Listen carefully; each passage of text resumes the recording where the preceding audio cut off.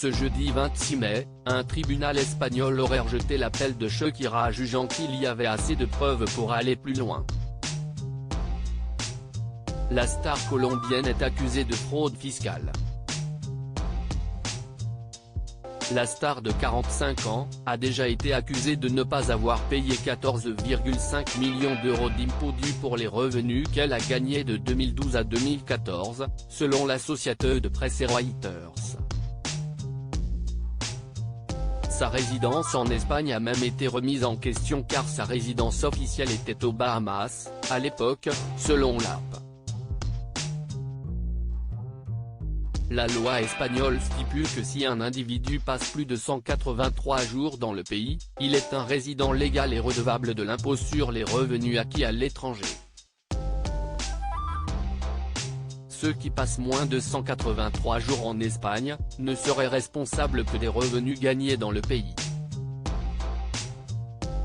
Des preuves suffisantes de criminalité à la suite d'une enquête qui a duré 3 ans. Shakira a affirmé qu'elle avait passé la majorité de ses années résidente des Bahamas et avait déposé ses impôts en conséquence.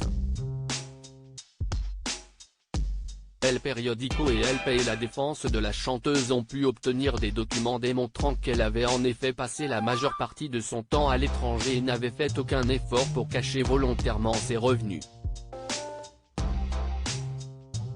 Selon l'AP, ce jeudi 26 mai, le tribunal espagnol a déterminé qu'il avait été prouvé que la star était une résidence habituelle en Espagne et qu'il n'y avait pas assez de preuves pour montrer qu'elle vivait ailleurs. Le même tribunal a confirmé une décision de juillet 2021. Le juge espagnol Marco Jubría a même dit, il y avait des preuves suffisantes de criminalité à la suite d'une enquête qui a duré 3 ans.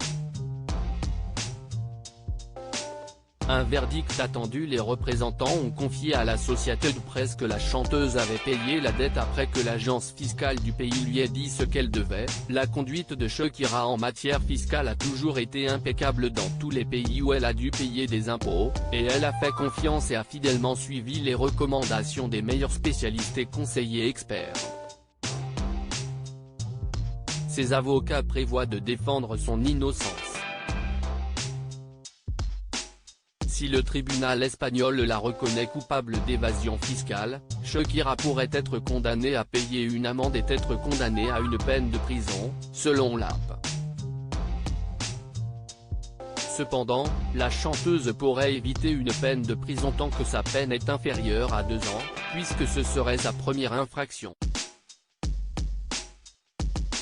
Shakira est la première personne à se défendre puisqu'elle nie les accusations portées contre elle lors de son témoignage en juin 2019.